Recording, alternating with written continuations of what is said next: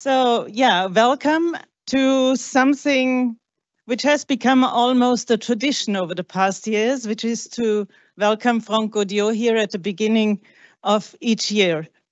We, that is on one hand the Hilti Family Trust, and we, the Hilti Foundation. My name is Christine Romberg, and I have the great pleasure to be responsible in the foundation for the collaboration with Franck Goddio and his team, besides my responsibility for the field of music for social change.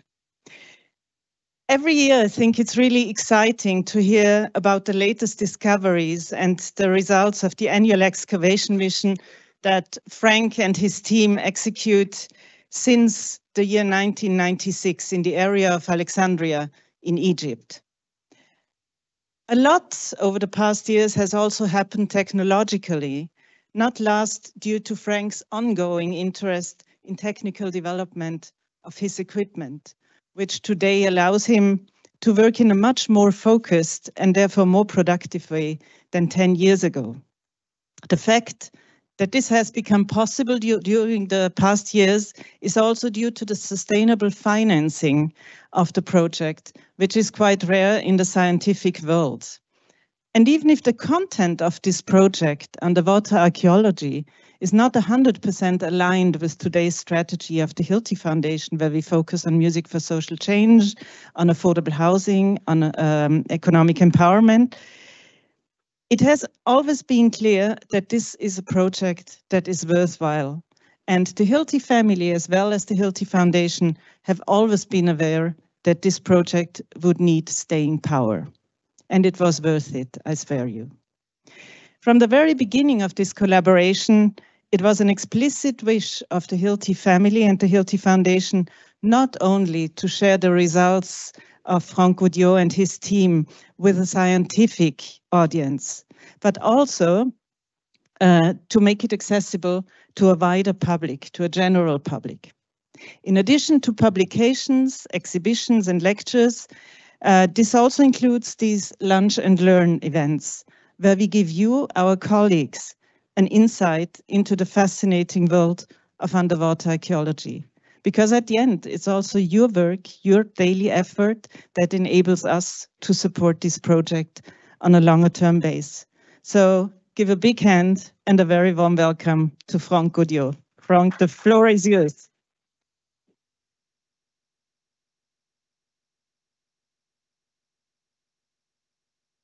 Try to put my mic. Is it okay? You can hear. Good afternoon, everybody. I will present you the latest achievement that we have done with the team in our project in Egypt. Thus, we worked first in Alexandria. Alexandria, we have a vast area where we can work, which is 268 hectares, which is a huge area. On that area, we knew and we were able to prove that was located the famed Portus Magnus, the antique port, and the biggest port in the antiquity. We use for that a lot of geophysics equipment. Some of them we are developing ourselves, and some of them we are developing in cooperation with different institutions, like the French Center for Atomic Energy, and recently a sub-bottom profiler, 3D, which gives us 3D what could be embedded in the sediment, and we are working with Dresden University and on prototype geophysics equipment that we are developing and which enable our research to be 100 times more efficient than at the beginning. We were able to outline and to define the contour of the Portus Magnus in the antiquity. You see that under the water, a lot of apparent structure are like the ghost of the past with a large dike. You have to understand that from here to here, you have nearly half a kilometer. You know, they are huge antique structures. We were also able to locate very important building on those sunken land and port structure. And this year, we have worked in 4 different sites. One site here, which happened to be a temple of Isis, which has been the personal temple of Pharaoh Cleopatra VII, the great Cleopatra. And we are finding since here fantastic artifacts on that area, and we went on excavating this year. Second place of very importance, it is called the Timonium, and we know by thanks to ancient texts that that building has been built by Cleopatra and Mark Antony after their defeat in Actium in order to retire themselves from the world. But they committed suicide and they could not retire on that place, which is a very, very strange place, as you will see. We worked also on that area where we have identified the famed great temple to Poseidon. And we made very interesting discovery this year on that spot. And fourth, thanks to our geophysics equipment, I had a clue that maybe there was a shipwreck in the royal port of this royal island of Antiquities here. And we have made a test excavation there, and we indeed found something interesting. Thus, let us go first to the temple to Isis. This was a royal island. We know it from text. The name was Antiquities, and Cleopatra had a palace here that we excavated a year ago, and we discovered that here was a temple. And this temple has been destroyed by an earthquake, and thanks to the latest discovery, we can say when exactly it has been destroyed, and a part of it, because of land liquefaction, went into the south port here, and part of it fell into the port toward the north. We were surprised this year, and under 1.5 meters of sediment, to discover in the port big fragment of this temple to Isis, which has been destroyed by an earthquake, which triggered land liquefaction phenomena, and a landslide, and part of the temple went into the port. Hopefully for us, we are finding part of this temple and of the object of the temple inside the port, which has been totally covered with sediment of the port, and then after for centuries by sediment, and which has not been recuperated at that time of the destruction. You can see those portion of the temple here, and to give you an example, we are now doing a special 3D dimensional coverage, photography coverage. Underwater, the visibility is very poor. You cannot see more than a meter. But if you take thousands of pictures very close from the object and you assemble this by visual reconnaissance in computer, you have an image of the whole area, which can cover hundreds and hundreds of square meters. Here you see, for example, the fragment you have seen partly in the picture. You can see here it's 1 meter. This is a 4 meter fragment of the basement of the temple. But close to it, we discover, and we have found 2 of them, a wooden beam made of cedar wood, which was part of the ceiling of the temple, which perfectly preserved. It's very, very astonishing. And of course, close to it, a lot of artifacts, ceramic, amphoras, and statuettes, which were once upon a time inside the temple. There, during the past year and this year, we discovered treasures. Of course, the statue of the priest holding the god, the Sphinx, crystal head representing Mark Antony, quaints, very rare quaints, representing Cleopatra 7, the great Cleopatra as pharaoh. Those normally you never find in an excavation such a quaint. We found many, many of those there, and even gold quaints and silver cassette with quaints, silver ritual instruments, statuette of emperors, bronze statuette of her. It was an extremely rich temple. But, of course, archaeology is not only done in situ. The work also should be done in the archive, in the library. And this year, I was very glad looking at all the catalog in all museums of the world having stela from Egypt to discover in the British Museum a stela talking about our temple. It was fabulous because this temple had never been mentioned by the Greek authors. Thus, I was surprised. But here, in that stela, dating back from 76 BC, it is said that the high priest of Ptah, which was located in Memphis, he was the highest rank man in the priesthood of Egypt, after having crowned as Pharaoh, the father of Cleopatra 7, was invited by Pharaoh to come to Alexandria in his palace that we have located also in the Portus Magnus.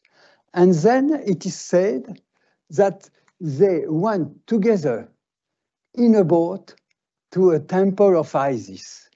In a boat to a temple, the temple has to be in the port, of course. And the only temple of Isis in the port is the one we found. And they entered the temple, and when they went out of the temple, Pharaoh gave to the high priest a crown of gold and jewelry, and ordered him to institute a cult to his own person as the new Osiris, a new god Osiris. And Ptolemy XII took the title of Ptolemy the new Osiris. It means that the temple we have discovered was a personal sanctuary of Pharaoh. And that sanctuary remained a very important sanctuary because the daughter of Ptolemy XII, Cleopatra herself, the great Cleopatra, defined herself as Isis, wife and sister of Osiris. It means that that temple became the personal temple of Cleopatra 7, the great Cleopatra. And this is why we are finding so many treasures on that temple, because it was, of course, the temple of the pharaoh in their royal island where they had a palace. So it's a fantastic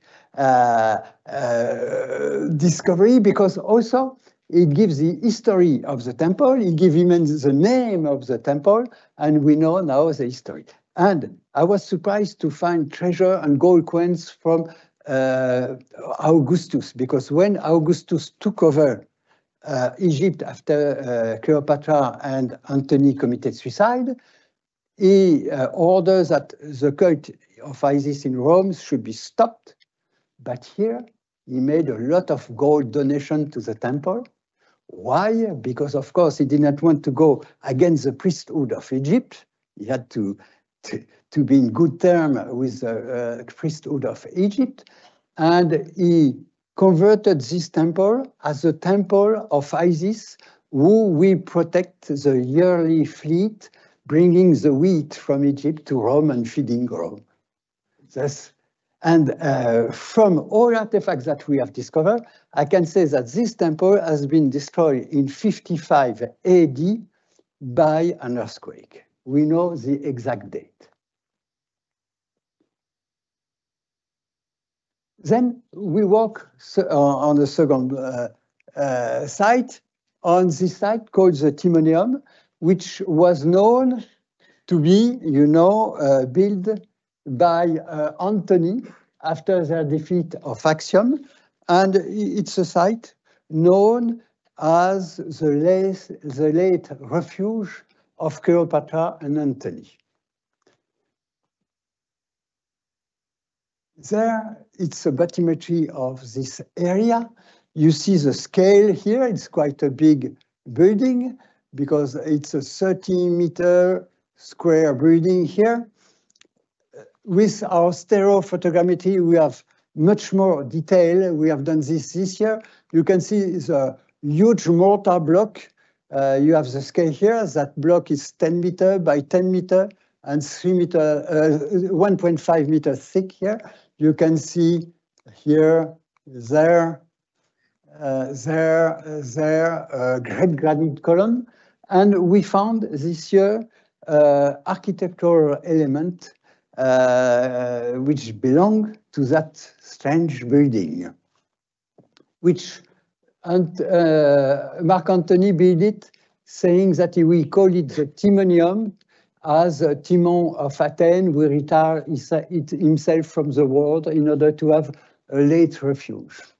And at the end, when Augustus won against the army of Cleopatra and Antony, Antony asked Augustus to retire himself to that place and retire himself from politics and for the world, but Augustus denied, refused, and he committed suicide. Now we know that you have the jetty here, which is a large jetty made of limestone rocks, and in the middle of it there was a layer here of mortar 1.5 meter thick, mortar plus limestone, and which ended with a platform 30 meter by 30 meter of mortar on which they built the Timonium, this strange building called the Timonium. We had on each part the red granite columns here that now are under the water, of course. And we found something very strange. In the middle of this platform, we went under the mortar. And there we found something very strange, huge block, perfectly preserved of limestone, but also limestone beam mixed with the embankment, the material of the embankment of the dike. It means that under the building of the Timonium, there was another construction. And excavating that area, as you have here, the 1.5 meters thick of mortar, which is, of course, broken in big pieces, embankment of the dike, and those construction elements. And we can say that under the building, there was a crypt. There was a crypt, which is totally unknown, of course, even the Timonium was not known, but there was this 1.5 meters thick of mortar, there was marble slab above it, and under it, with the limestone being and the limestone blocks, several underground cavities.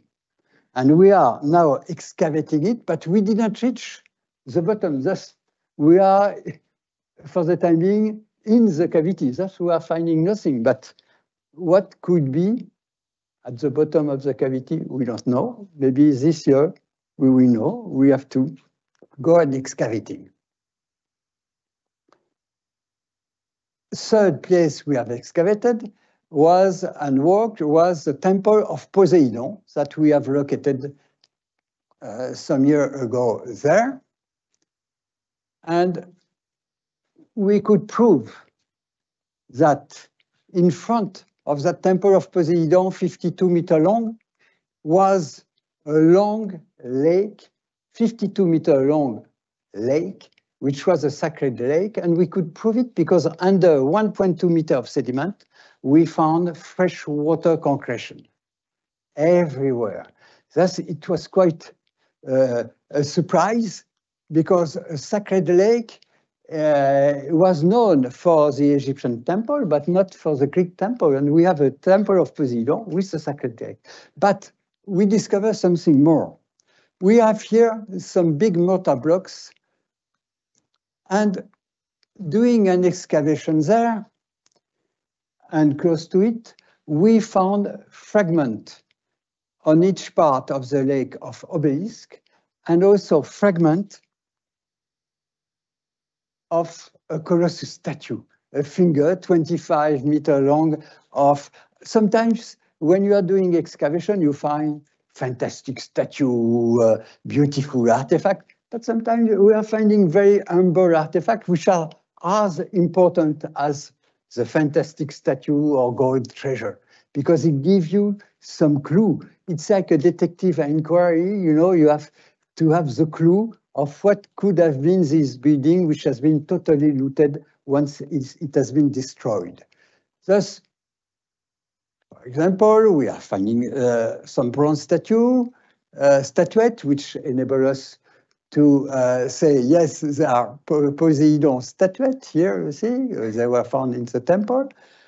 And also very few artifacts which show you the life of the temple, when it has been built, and also the waste of that temple. But nearly nothing is left from the old times there.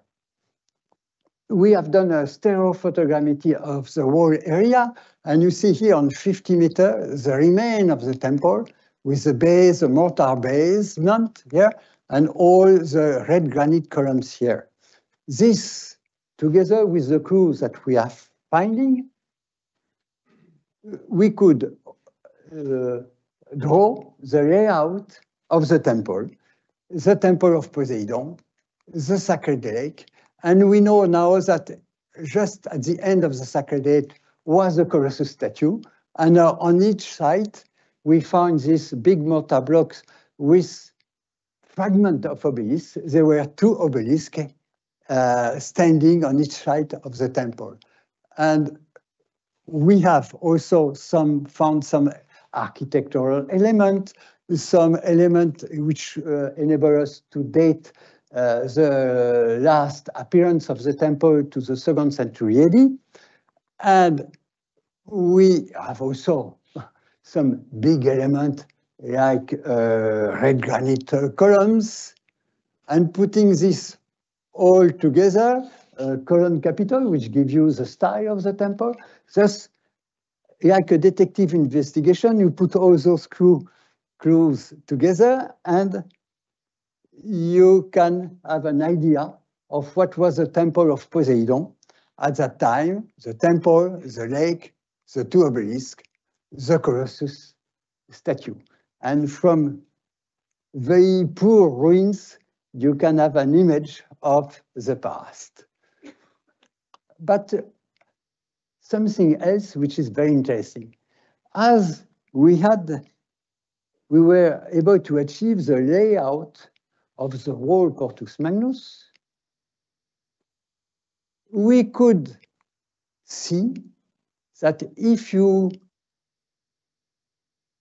extend the axis of the temple going in the middle of the lake, touching the colossus statue, you extend this line 1.5 kilometers, and you reach a point where I think, and I was convinced even before that, that was standing the lighthouse of Alexandria.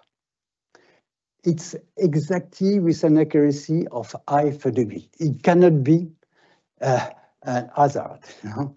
1.5 kilometers with half a degree, it makes a lot of difference at the end, and it's just touch the middle of the site where I think was the lighthouse. And we can say today that there was a kind of scenery with the temple of Poseidon, the lake, the two obelisks, the Colossus statue, most probably of Poseidon, and at the end, the lighthouse, with the Colossus statue above the lighthouse, which is thought, according to the text, to be a statue of Zeus or a statue of Poseidon. It might be more Poseidon than Zeus. But this shows how the architects of the past were skillful in creating spectacular sceneries.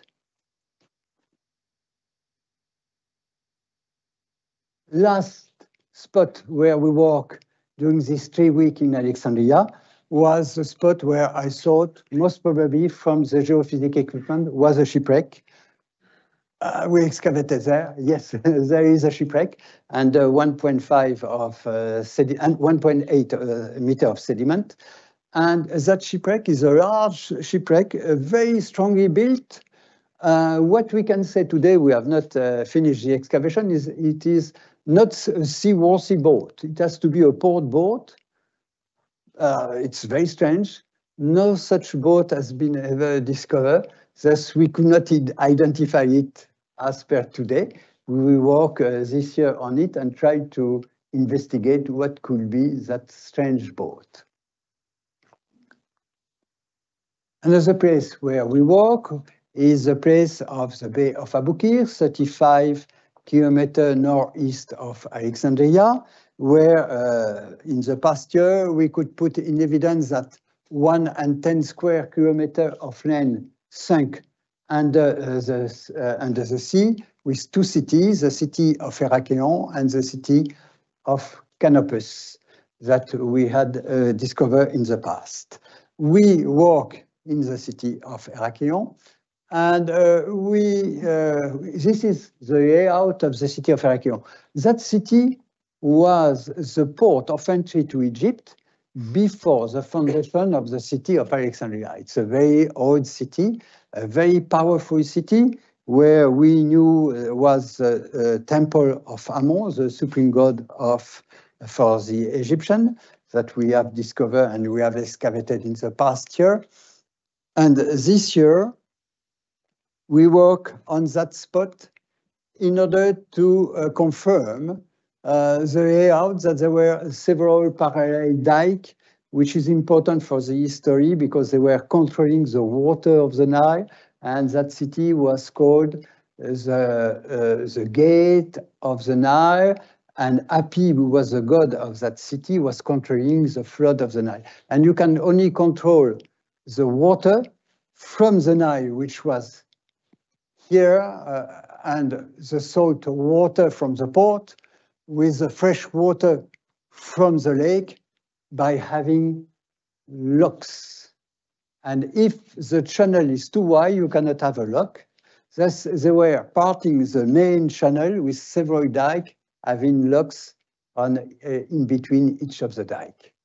And yes, this has been confirmed, and in the channel we found a lot of artifacts as usual, basketry, ceramic, ancient anchor made of wood and lead, very in a pristine condition.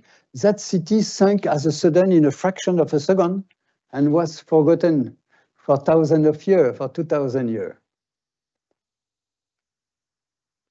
In the channel, again, as usual, a lot of bronze statuettes which were thrown in the channel.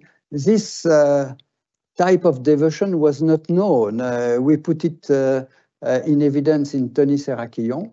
For some reason, the priests were throwing statuettes and sacred artifacts, ritual instruments in the channel in order to make those channels sacred.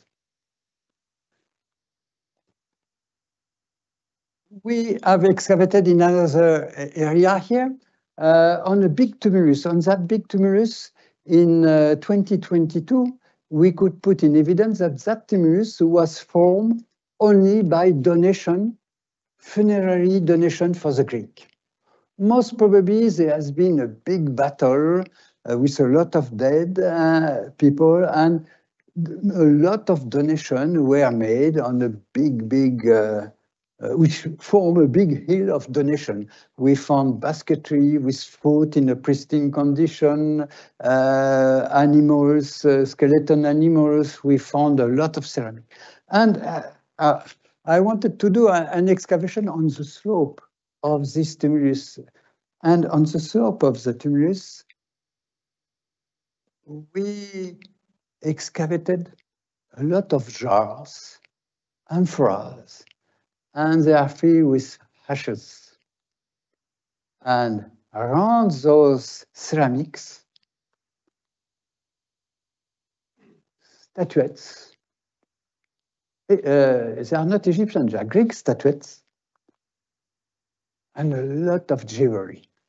Of course, we are there in a funerary area where bodies has been cremated and put into jar and surrounded with their precious artifact. We are in a Greek cemetery, which is quite a big discovery for us because we had the living quarter, we had the temple, we have the port, the channel, but where were the dead people? We found the place for the Greek. We haven't found yet the place for the Egyptian.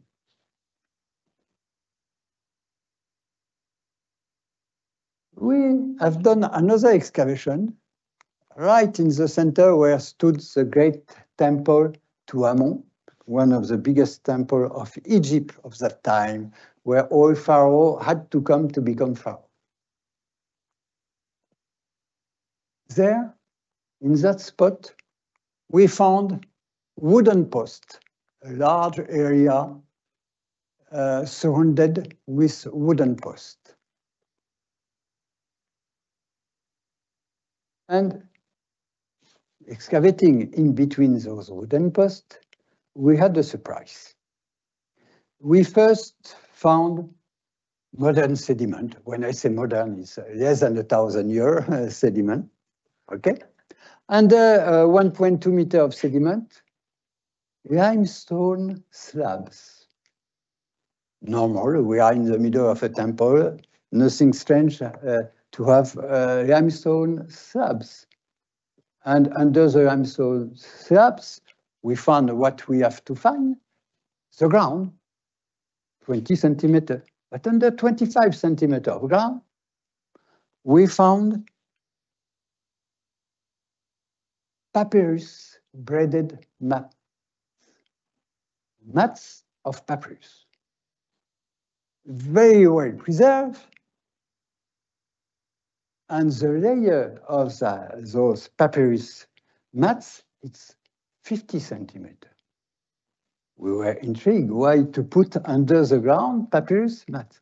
We went on excavating. Under the papyrus mats, wooden beams. This is strange. You have the slabs, the ground, the mats, wooden beams. Of course, it's obvious that we have here some underground built cavities, which is quite interesting because we are in the middle of the temple. It's an hidden cavities under slabs that everybody could see, not everybody, the priest could see only slabs, walk on the slabs, but under it, there were some cavities. And of course, we started to excavate in those cavities, but there, of course, what was empty, what was emptiness in the antiquity has been totally filled when the city went underwater with the sediment. And that sediment become solid. And we had hard clay. Thus, we are digging into cutting pieces of clay, going down. We reach the level of 3 meters, and we have not touched the ground of that cavity. Thus, it's very strange because this year in Alexandria and in Thonis-Heracleion, we are excavating empty spaces. And of course, as we are maybe here, we find nothing. We have to go on the ground to find something. But what is strange is that all around the wooden post is going down. Huh? We can see 3 meters of wooden post, and it's perfectly preserved and big like that, still going down. Thus we have maybe a lot of work to do again to reach the ground. But all around that area, gold coins and jewelry. Nothing where we are excavating because we are in the air, but all around precious artifacts. We will see what we can find at the bottom of that cavity. Maybe nothing, maybe something important, we will know. What we can say today is that under the soil of that huge temple, there were hidden rooms under the city, under the soil. This year, we also we are working with Oxford Centre for Maritime Archaeology, which is supported by the ET Foundation, and we acquired also laser in order to 3D scan all the artifacts that we are finding. And we have a new database in which we are putting the artifact in 3D. Thus, we can, all scientists can have access to that database, which is now filled with 59,000 of artifacts.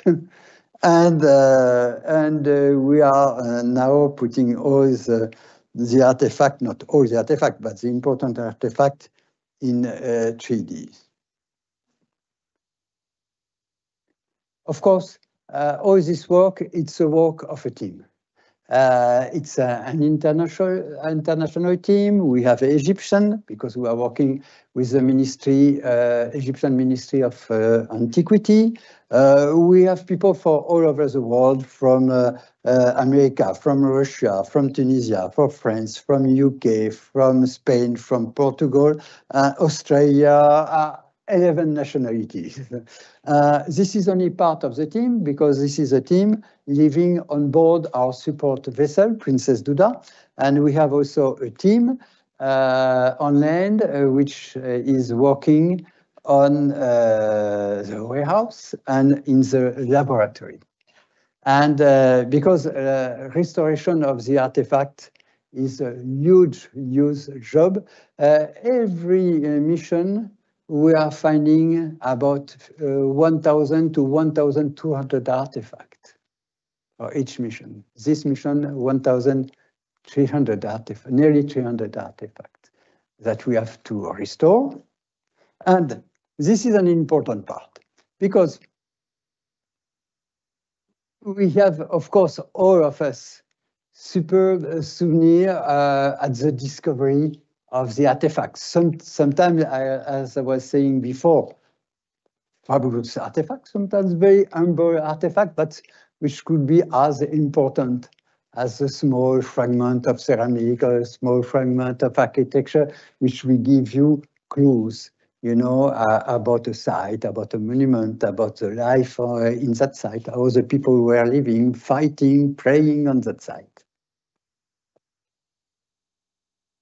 And after the emotion of the discovery, we have also a feeling of achievement, I think, when we have restored the artifact, when we have studied the artifact, and when we have scientifically published those artifacts, because we know now their histories, they know their meaning, what they bring new to our knowledge of history. And it's, I would say, a nice period when, for some artifacts, after several years, yes, you have discovered them, but you have restored them, and you know what they are, what they mean, what they can bring new to history. But I have to say also that after all that, we have a full feeling of having achieved our role when those artifacts are brought to the grand public. And for example, you can see here those two Colossus statues that you have seen before restored. One of them you have seen underwater, and they are now at the entrance of one of the greatest museums in the world, which we soon open, the Grand Egyptian Museum, which is not yet open, and which will display quite a lot of the artifacts that we have discovered in Alexandria, in Canopus, and in Thonis-Heracleion. And those magnificent Colossus statues that we found in Thonis-Heracleion at the entrance of the Temple of Ammon are now, will be, for all visitors, at the entrance of the Grand Egyptian Museum, which has been built nearby the pyramid, and which will be one of the main museums in the world when it will be open. It's thought to be open by next October, but this is not sure yet. The only thing open now is the lobby of that museum, and the only thing people can see are our artifacts, our Colossus statue. I have to say also that it's quite a nice feeling of achievement to see those statues now display, and many other artifacts display in different museums all around Egypt. In the Greco-Roman Museum, which has just opened in October, we have more than 100 important artifacts proceeding from our mission. In the Museum of the Great Library of Alexandria, you have a whole section for our work. And in the National Museum of Alexandria, there is also 2 rooms devoted to the artifacts that we found. Thus, it's a little bit the result of years and years of work. And it doesn't stop there, because we have the scientific publication. But scientific is good, but it's not enough. You have to do grand public publication and also movies. And this year, by October next, a new movie about the Temple of Isis will be aired in Germany, France, and Switzerland, most probably. Thus, I would like to say that it's a kind of very complete work, because at the beginning, you look at the archive, you look at the old document, then you have a period of geophysics survey with top of the art of the edge technology, and we are experimenting a prototype. Then after, you have the excavation, the discovery of the artifacts, and also the restoration, the study, the exhibition. We are preparing an international exhibition tour called The Greek in Egypt, and exhibition in museum also. And you have the grand public book and the movies. It's a quite large span of different type of work that the team is able to perform thanks to the support of the ET Foundation. And this can be done only on a long term, on a sustainable long-term support, which is extremely, extremely, extremely rare in the field of culture and science. It's now more than 25 years that we are working together, that the team has been able to work in all those different fields. And I would like there really, in my name and in the name of each member of the team, because we are discussing this a lot, to thank the ET Group and the ET Foundation for this sustainable support, which bring quite a lot of new substance for the understanding of history, quite a lot new substance to the history of art, because we have discovered some statues which have changed totally part of the history of art and the influence of Greek art to the Egyptian art. Thus, we are touching many fields which we can enrich with those new elements which is brought thanks to the underwater work. Thank you very much.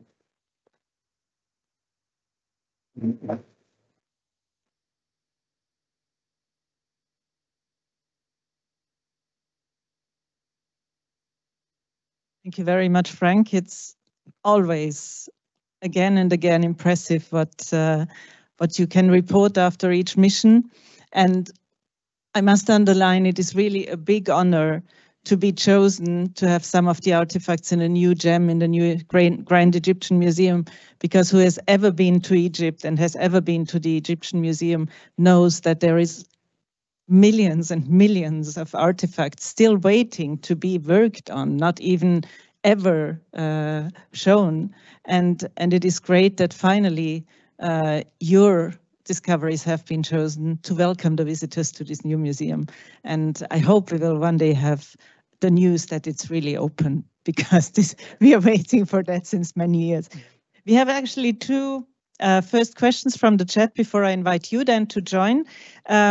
And we go back to the very beginning. What motivated you to change your profession from a mathematician to an archaeologist? Yeah, it was quite a change. 2 minutes.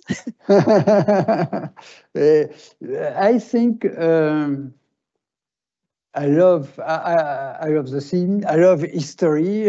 When I was a kid, I was always looking here and there, in the archaeological field. And one day I thought it would be interesting to join my passion of the sea to my passion of history and archaeology. And I thought, what is done around the world in underwater archaeology? And it was in the early 80s. And I went all around the world to see what was done in underwater archaeology. Nothing. Nearly nothing was done. And I thought there was a room for an independent institution which could work with the government, but which could have long-term historical problematic.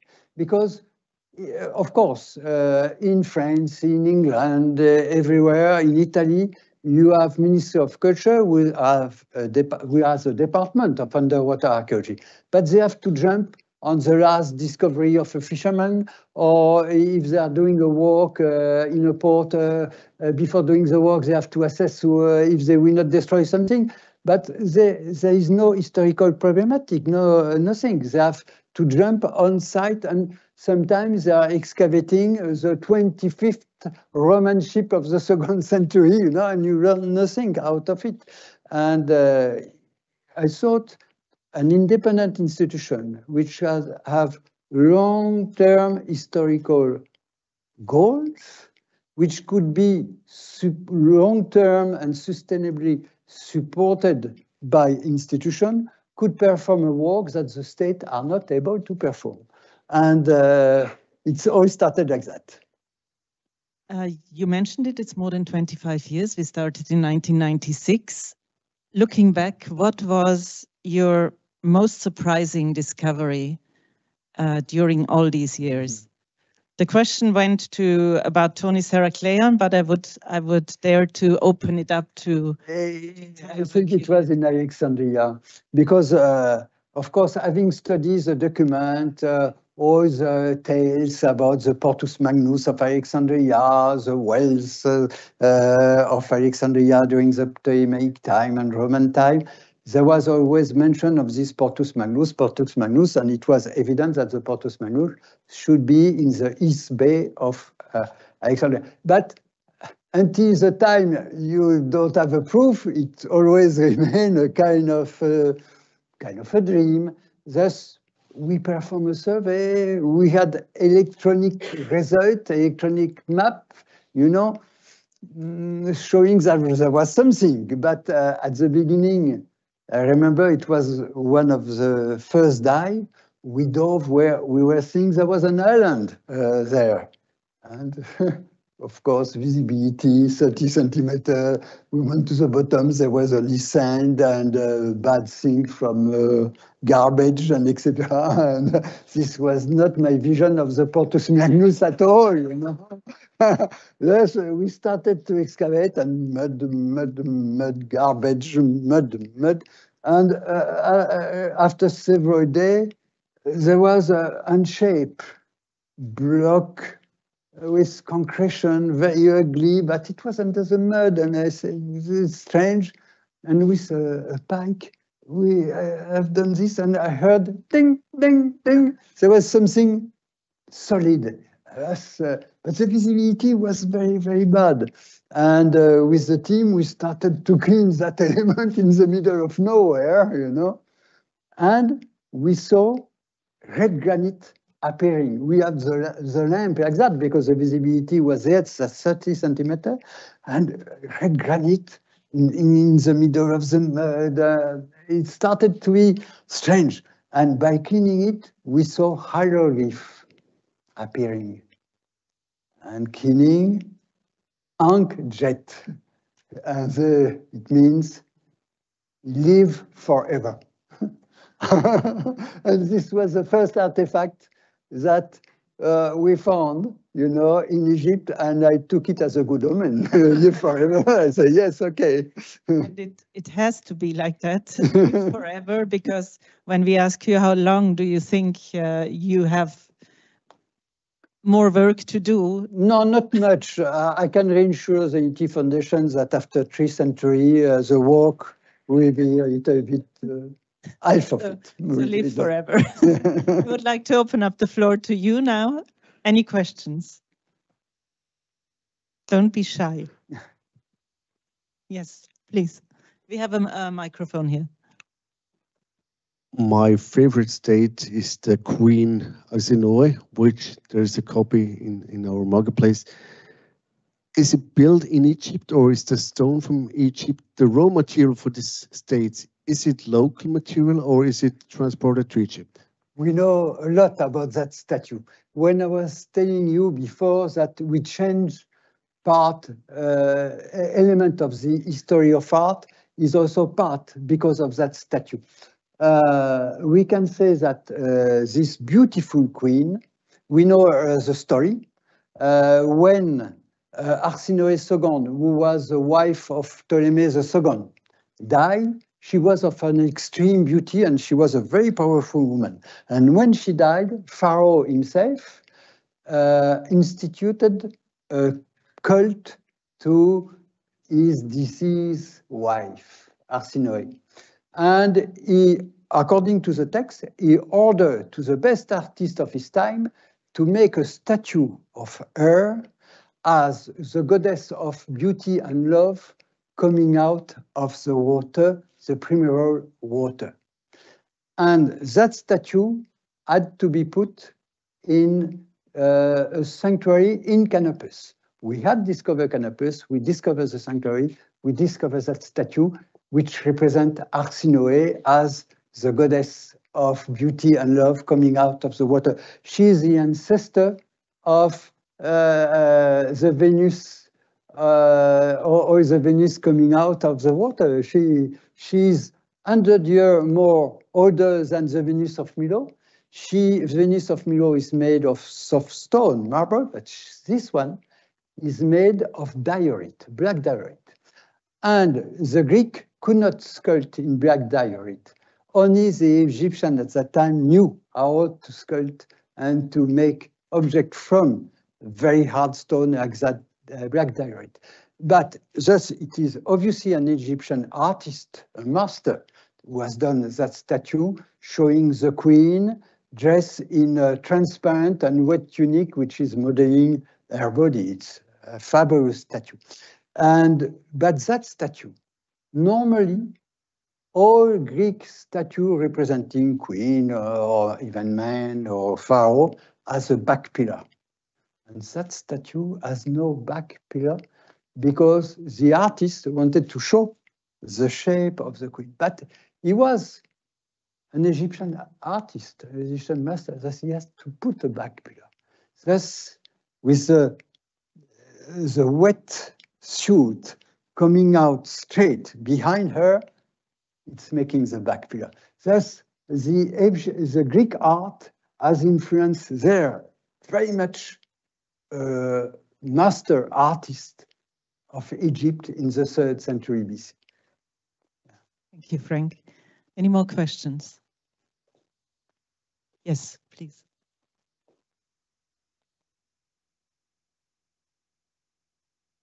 It was very interesting to hear that, exact date of the first temple when it was destroyed is 55 AD, I think you mentioned, what you presented.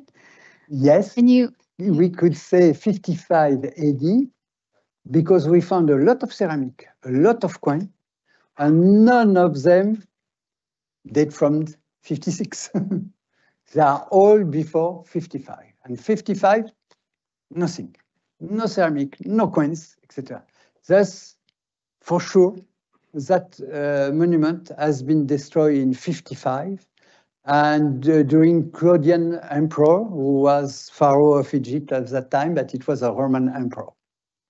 And that temple remained important until it has been destroyed. And when it has been destroyed, of course, the Roman who wanted to get rid of the cult of Isis in Egypt did not reconstruct it, and it was all.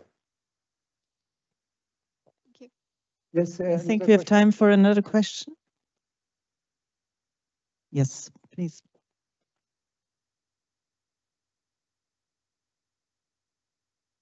So how deep under the sea level is the temple actually? Yes. During its life, I would say, the temple must have been minimum 5 meters above water. Okay. Nowadays, it's the top of the big block you have seen under the sediment. It's 6.5 below water level. Thus, we have a difference of minimum 8 meters there, because this is the basement of the temple. And I think there is several phenomena which has occurred. You had subsidence of the land, which is 2 centimeters by century. But in the 2 millennium, 1 millennium, it's already 2 meters. Okay? But you had also the raise of the sea level, 2 centimeters by century. Now it's much more. But during ancient time, up to the 19th century, you can count for many examples around the Mediterranean Sea that the sea level raised 1 to 2 centimeters per century. It accounts for another 2 meters. Then the earthquake trigger land liquefaction, which happened very often, even in Turkey recently, the clay, which is composed of crystal trapping water in between, 50% of water and 50% of solid material. All the crystal, if you exercise the pressure above critical pressure on it, all the crystals go parallel to each other, and the water which was trapped in between the crystals is expulsed, and the ground loses 50% of its volume in a fraction of a second. Thus, you can think that the land went down 4 meters to 5 meters in a fraction of a second. And this has happened also in Heracleion, but on a much larger scale. And as Heracleion was really in the data of the Nile, on not rocky land, but clay land, when in Heracleion, the major earthquake happened, and with the weight of the temple, plus the weight of the seawater coming from a tsunami, it triggered land liquefaction, and the city collapsed 6.5 meters in Heracleion in a fraction of a second. And of course, 6.5 meters, when you are in a data, the sea comes and covers everything, and it's over. So I think we are at the end of our Lunch and Learn. Frank, thank you so much for your readiness of coming back every year. we hope we can do that next year too. Good luck for your mission, for the upcoming mission in spring in Egypt. And I would like to recommend to all of you, if you want to know more, go on our website, but also Google Franck, and you will find the IEASM, Institut Européen Archaeologie Sous-Marine. That's his own webpage where you find a lot more than Egypt, because Franck has been excavating in many sites in many different countries. So go for it and find out more. Thank you so much for coming. Thank you for being with us today. And I wish you a nice afternoon, a good afternoon, and come back for the next lunch and learn. Thank you.